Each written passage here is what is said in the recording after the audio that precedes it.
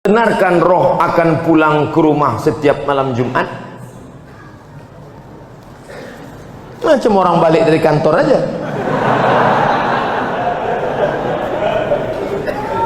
Roh itu tempatnya 3. Buka judul kitabnya Roh.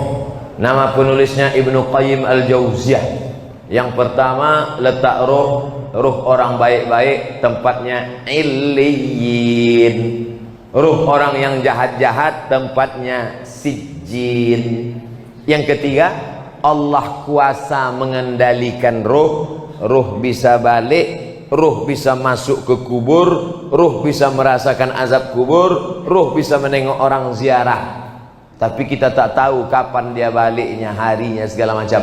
Kalau ada yang mengatakan roh balik hari Jumat, bukan hadis Nabi, tapi pendapat ulama, ijtihad ulama. Tapi pendapat yang kuat bahwa roh itu 3. Pertama, ditempatkan di Illiyin. Yang kedua, yang jahat-jahat di sijjin. Yang ketiga, ada saatnya Allah Maha Kuasa menempatkan dia di mana.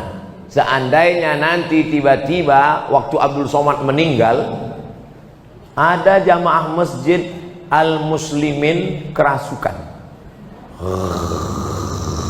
dipanggillah Ustadz Musdar Ruqyah. Allahu la ilaha qayyum la ta'khudhuhu sinatun wa la naum. Aku Abdus Somad. Betul kau nih, kata Ustadz Musdar. Kita sama-sama di Mesir dulu. Betul, jangan tanya lagi. Kalau memang betul, pernah ceramah dulu di Masjid Al-Muslimin? Pernah. Hari apa tuh? Hari Senin malam Selasa tanggal 26 malam 27. Dia, maka itu bukan ruh Abdul Somad, tapi jin qarin. Karena setiap kita yang lahir ini ada jin pendamping yang ikut waktu kita lahir. Jin saya ikut nih, maka ketika saya mati dia tak mati, dia hidup. Dia tahu kemana jadwal-jadwal saya, bisa ditirunya suara saya. Kalau memang betul kau Ustaz Somad, coba ceramah. Assalamualaikum. Dia nih, bukan.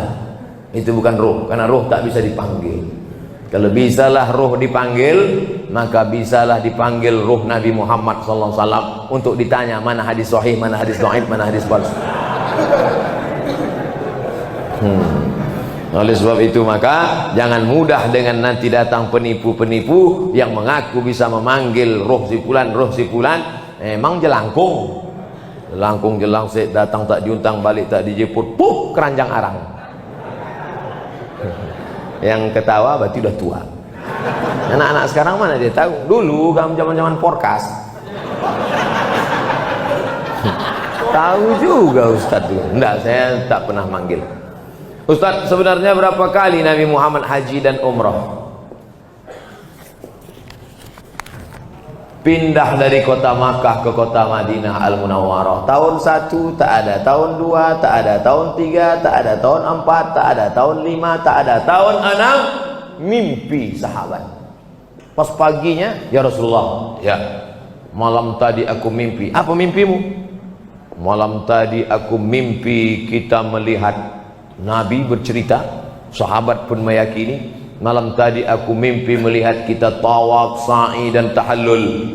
Berarti itu wahyu dari Allah Subhanahu wa taala. Maka kalau begitu mari kita ke Makkah. Mereka pun ramai-ramai menuju Makkah untuk melaksanakan umrah. Tapi sampai di Hudaybiyah. Hudaybiyah ini 22 km sebelum masuk Makkah, dihadang oleh kafir Quraisy, tak jadi masuk. Maka disebut umrah itu umrah tak terlaksana, diqadha tahun ke-7. Maka Nabi umrah 4 kali. Tahun ke-6, tahun ke-7, tahun ke-8 pembebasan kota Makkah, tahun ke-10 saat melaksanakan haji wada. Umrah 4 kali, haji 1 kali. Nah, jadi Bapak Ibu yang mau melaksanakan umrah tahun 2020, kita berangkat bulan Januari, umrah akbar bersama Ustadz Somad, bersama Travel Grand Safa Nauli. Kok ke situ pula perginya Pak Ustadz? Entah, itu yang ditanyanya tadi. Saya umrah setahun sekali aja, tak pernah pergi tiap bulan, sekali, bulan Januari saja. Kenapa Ustadz pilih bulan Januari? Dingin, saya tak tahan panas. Panas menggelitar jantung. Haji Pak Ustaz, haji Nabi sekali aja. Bapak Ibu yang sudah haji jangan pergi haji lagi. Berapa biaya pergi haji? ONH plus 100 juta. Bagus buatkan kelas untuk anak yatim. Assalamualaikum. Waalaikumsalam. Ini kenapa anak yatim banyak betul di panti ini? Tak ada kelas Pak Haji. Berapa biaya buat kelas 1? 100 juta. Buatkan. Duitnya Pak Haji, nanti kita cari. Kasihlah duit itu. Satu kelas 100 juta. Itulah yang akan menolong di hadapan Allah SWT. Bolak balik pergi ke Makkah. Haji tiap-tiap tahun.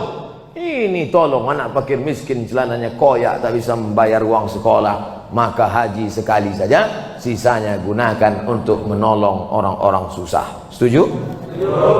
Tak setuju pun tak apa-apa. Tapi tengok aja lah. Ustadz, saya ingin tanya, apa hukumnya jika seorang sudah bercerai masih berdua-duaan dalam kamar?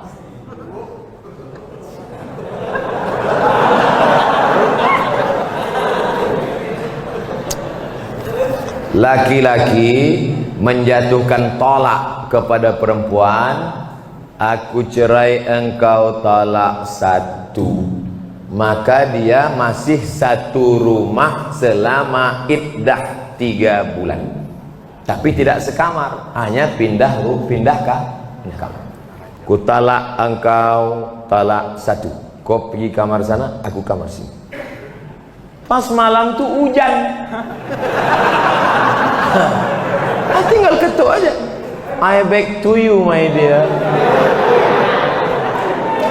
Tapi ingat, sudah terhitung talak satu.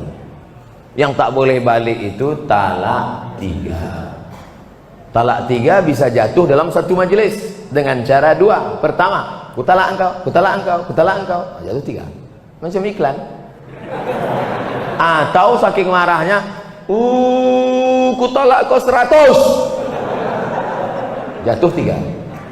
Makanya laki-laki sebelum kalian nikah, kursus dulu fikih. Jangan cukup nasihat Pak Kua 30 menit sambil tanda tangan ngasih pas foto.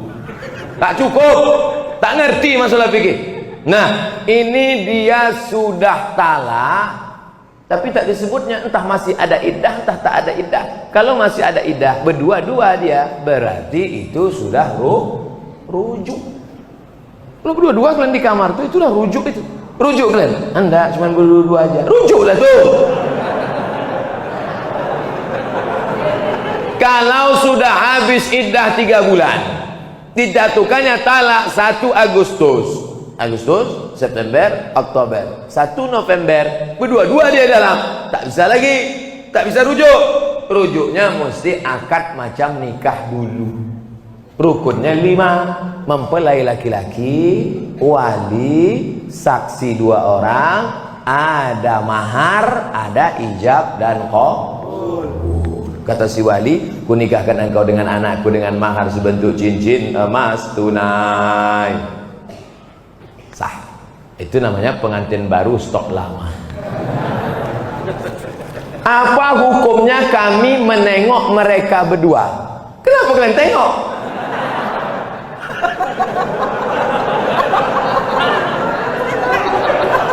Man ra'a minkum mungkaran, siapa di antara kalian menengok kemungkaran, falyughayyirhu biyadihi, robah dengan tangan. Kenapa kalian? Ini kalian udah rujuk apa tidak nih? Pakai tangan kan? Macam-macam ketempeleng mati kan? Fa illam yastati, kalau tak sanggup dengan tangan, fa bilisani, dengan lidah. Kalian kenapa berdua-dua ini? Ada iddah atau rujuk atau cemana kalian nih? Kami udah rujuk Pak. Kenapa tak ngasih tahu? Segan kami Pak. Tak sanggup dengan lidah, fa biqalbi. Rupanya dia preman, bertatu, anting-antingnya aja sebesar lubang hidung. Tak berani dengan tangan, tak berani dengan lidah. Diam aja lah, macam orang pau.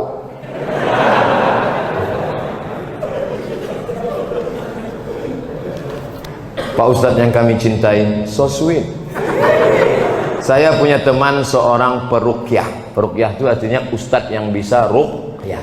Jangan kedukun. Kalau ini diganggu jin, diganggu setan, jangan kedukun, tapi pergi ke ustadz ruqyah. Kalau untuk Medan Sumatera Utara namanya Ustadz Musdar Bustaman LC, penulis buku ensiklopedia ruqyah. Cari di internet, Musdar Bustamam LC. Kakak kelas saya waktu di Mesir dulu, jenggotnya segini. Belum dibacanya ayat kursi, baru nengok jenggotnya, sehat orang.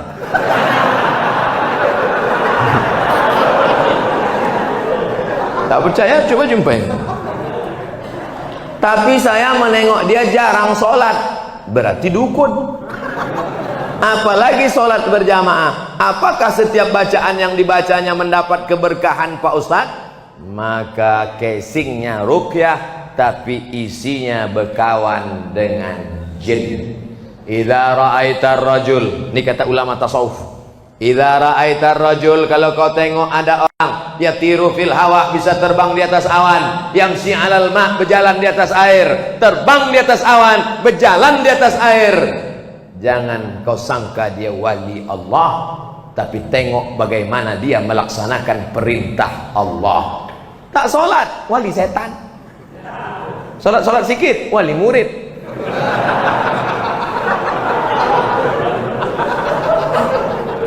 Jangan terpukau karena aneh-anehnya bisa dihilangkannya Pak Ustaz.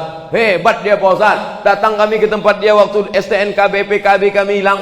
Di mana hilangnya? Di kamar. Dipukulnya sekali lantai, ketepak muncul. Siapa yang bawa? Jin. Dia berkawan dengan jin. Oleh sebab itu maka tengoklah istiqomahnya dalam ibadah. Itu standar dalam Islam. Kalau suami menyuruh menandatangani surat, isinya kita tak lagi suami istri, tapi dibuat surat itu yang tahu hanya mereka berdua saja. Apakah itu sah Pak Ustadz? Sah. Sah, jatuh talak. Talak apa namanya? Talak pakai tulisan. Tapi katanya mesti pakai saksi Pak Ustadz. Tidak, menjatuhkan talak tak mesti pakai saksi. Ini termasuk talak yang jatuh pakai tulisan. Kita tidak lagi suami istri, termasuk talak sorry, jatuh talak satu. Bagaimana talak bisa jatuh? Dua. Yang pertama, sorry, kucerai engkau talak satu, atau ditulisnya. Yang kedua, pakai kiasan, pulanglah engkau ke rumah orang tua. Ibu-ibu, istri-istri, kalau ada suamimu berkata pulanglah engkau ke rumah orang tuamu, jangan pulang, tanya dulu apa maksud kau bro. Karena tolak kinayah yang kiasan itu mesti dilihat niatnya. Kalau niatnya niat tolak, maka jatuh tolak. Tapi kalau tak ada niat tolak, enggak. Pulanglah kau. Muak kali aku nengok, pergi kau balik. Abang, apa niat? Enggak ada, nyuruh balik aja. Baliklah. Makanya perempuan itu mesti ngerti. Perempuan jangan mau dibodoh-bodohi. Pulang sana, pergi pulang. Maksud abang pulang apa ini? Enggak, maksudnya pulang liburan aja. Baliklah.